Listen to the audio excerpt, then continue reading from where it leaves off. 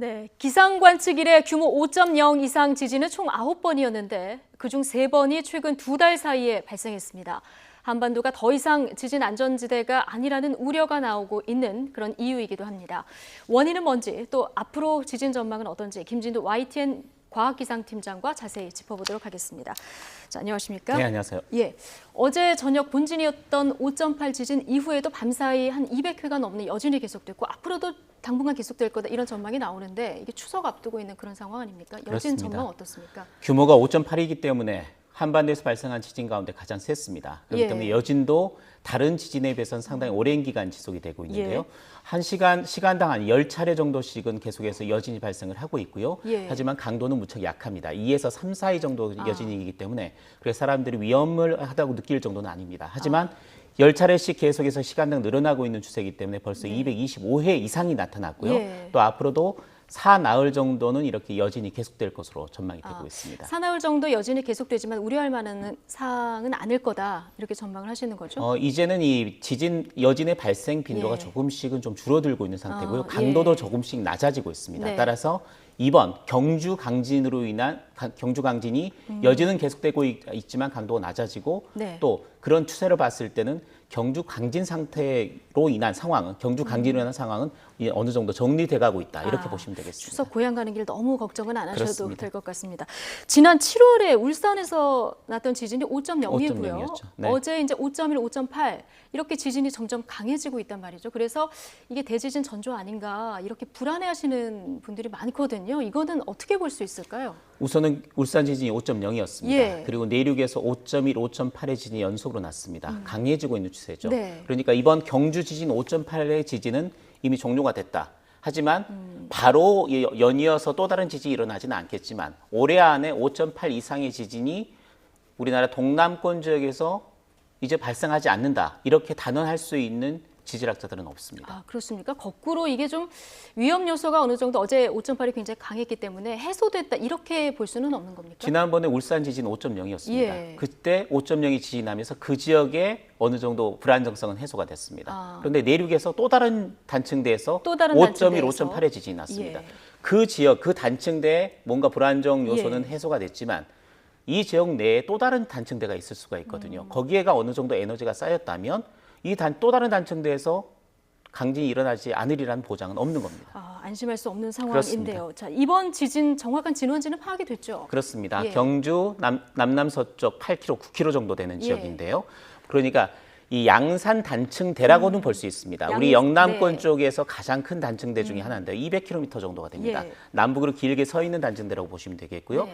부산에서 경주에서 부산 정도까지 길게 연결이 되어 있는 단층대입니다. 예. 그런데 문제는 예. 이 200km에 달하는 이 양산 단층에서 바로 발생했느냐, 예. 아니면 양산 단층과에서 파생되어 있는 또 다른 단층에서 주변에 있는 다른 단층. 주변에 있는 다른 단층에서 발생했는지는 아직 불명확합니다. 아, 요 지진 부분은 파로만 알 조금 수가 더 있기 때문에. 네.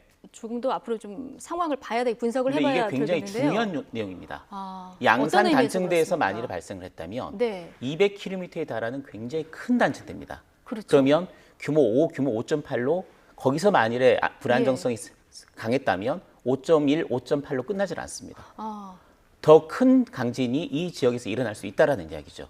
하지만 그렇군요. 양상 단층대가 아닌 거기서 파생된 그보다는 좀 작은 단층대에서 발생했다면 네. 이번 지진으로 끝날 수가 있는 겁니다. 그러니까 이 지질 조사를 해봐야 예. 되겠지만 이게 정말 양산 단층대라면 문제는 좀 더 심각해집니다. 이 지질 조사 결과를 좀 지켜봐야 되는 그렇습니다. 그런 상황이네요.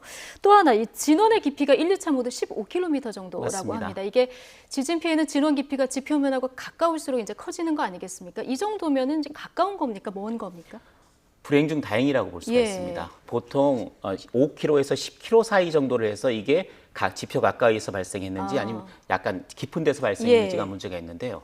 아까 말씀하셨듯이 지상 5km, 이게 15km에서 발생을 한 건데 네. 5km 정도에서 이 정도 에너지가 터졌다면 흔들림이 지금보다 2배 이상 강합니다. 2배 이상. 그렇기 때문에 이번에도 피해가 발생하긴 했습니다만 예. 만일에 조금 더 지표 가까운 지역에서 똑같은 규모 5.8의 지진이 일어났으면 건물 붕괴와 같은 엄청난 피해가 났을 수도 있습니다. 이번 지진 규모 대비 피해가 조금 적었다 이런 그나마 분석이 적었던 나오는데 거는 이런 아주 이유 때문이군요. 진원이 깊었기 때문입니다. 아, 그렇군요.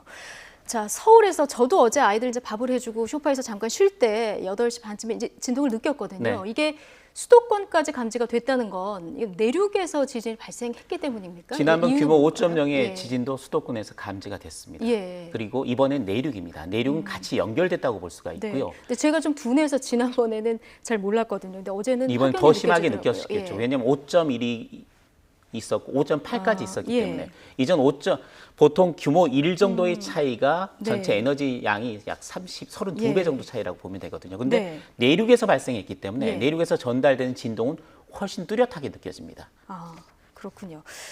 올 들어서 세 번째 아닙니까? 규모 네. 5.0 이상. 그런데 이렇게 자꾸 강해지고 자주 발생하는 그 원인이 지금 분석이 좀 됐습니까?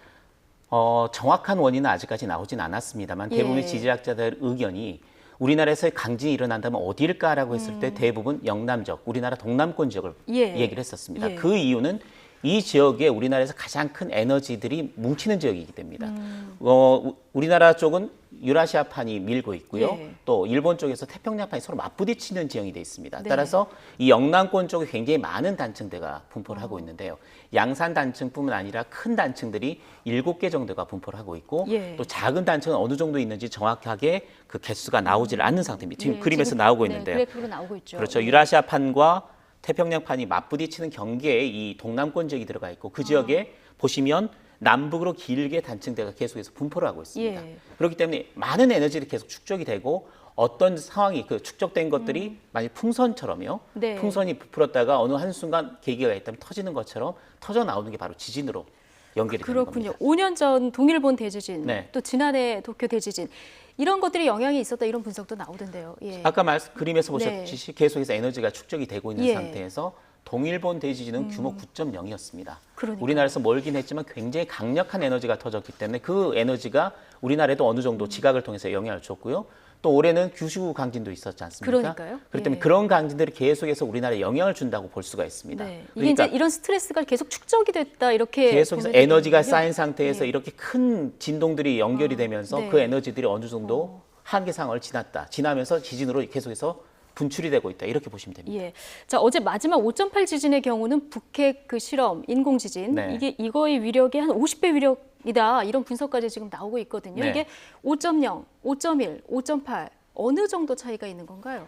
그러니까 0.2 정도 예. 규모가 0.2 정도 에너지 양에서 2배 정도 차이가 난다. 강도가 2배 정도 차이가 난다고 네. 보시면 되겠고요. 강도가 그러니까 2배, 예. 규모가 1차이면 2의 5승이 돼서 32배 위력입니다. 그런데 인공지진과 자연지진 훨씬 강하기 때문에 한 50배 정도 위력이다. 그렇게 보고 있는 거고요. 예. 북핵 실험이 이번 지진의 그 시발점이 됐다. 예. 그 원이다라는 말은 좀 내용은 좀 다른 내용입니다. 그건 네. 사실학 관계는 좀 사실과 거리가 요거는 먼 관계입니다. 조금 더 네. 따져봐야 되는 그런 상황이고요. 자, 어떤 학자들은요 걱정되는 것이 이제 앞으로 7.0 규모 7.0의 지진이 일어날 수도 있다. 오늘 신문에 보면 이런 전망을 내놓은 학자들도 있었거든요. 네. 이게 6 이상 또 7까지 되는 이런 강진이 일어날 가능성이 있습니까?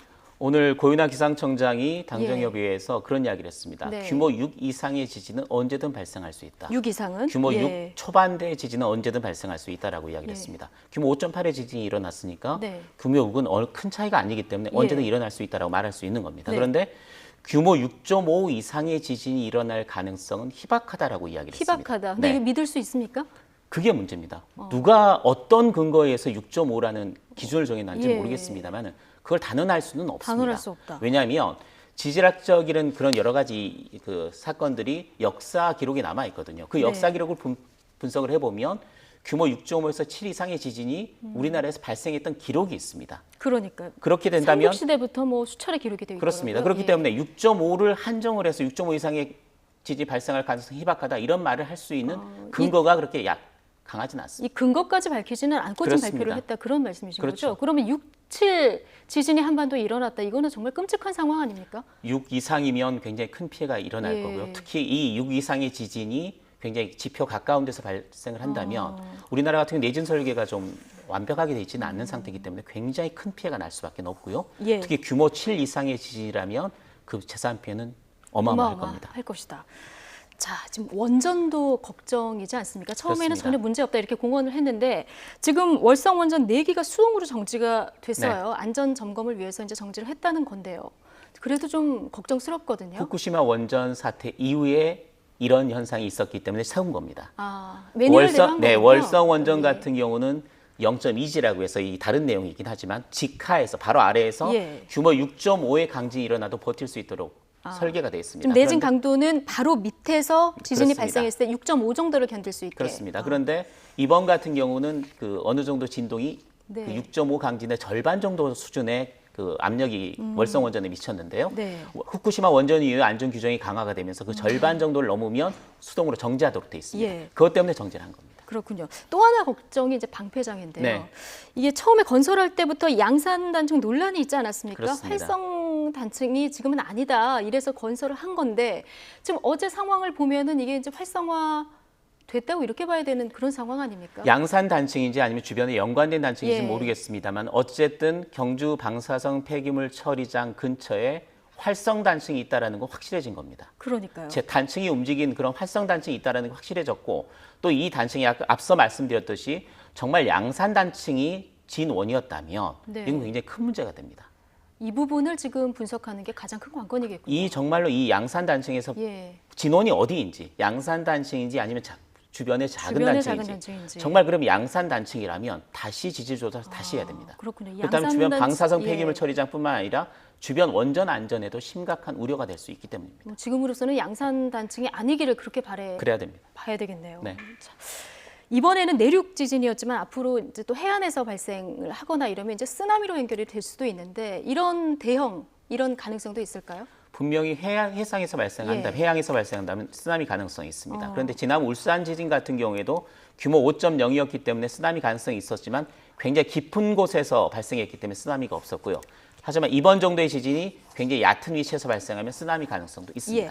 자, 어제 그 지진 문자, 안내 문자요. 네. 이게 9분 뒤에 발생이 됐는데 네. 9분 뒤에 오는 게 효과가 있습니까? 9분 뒤에 우리나라에서 예. 9분 뒤에 문자를 보낸 거는 이미 일이 벌어지고 예. 굉장히 많은 피해가 나서 네. 국민들이 피해를 당하고 어떻게 보면 생명을 잃은 뒤에 문자를 받은 경우이기 때문에 그러니까 이게 심지어 안 간 사람도 있고요. 네. 서버도 다운되고 시민들 굉장히 불안한데 이게 매뉴얼이 어떻게 돼 있습니까? 이 국가 안전 체계 지진과 관련해서요. 우선은 기상청에서 지진 경보 시스템을 발동을 해서 예. 10초 이내 분석을 한 뒤에 지진 피해가 난 지당시 지역은 모르지만 좀 멀리 떨어져 있는 데서 네. 피해를 대비할 수 있도록 하고요. 예. 그런 상황을 분석해서 안전처가 문자를 보내도록 돼 있는데 그 과정이 시간이 너무 많이 걸리고 하나로 통일하거나 통일해서 최대한 많은 국민들이 이런 문자를 긴급 문자를 받아보고 또 대피할 수 있는 시간을 가질 수 있는 그런 시스템으로 다시 구축을 해야 될 것 같습니다. 그러니까요. 국민의 안전을 책임지는 건 아니겠습니까? 그렇습니다.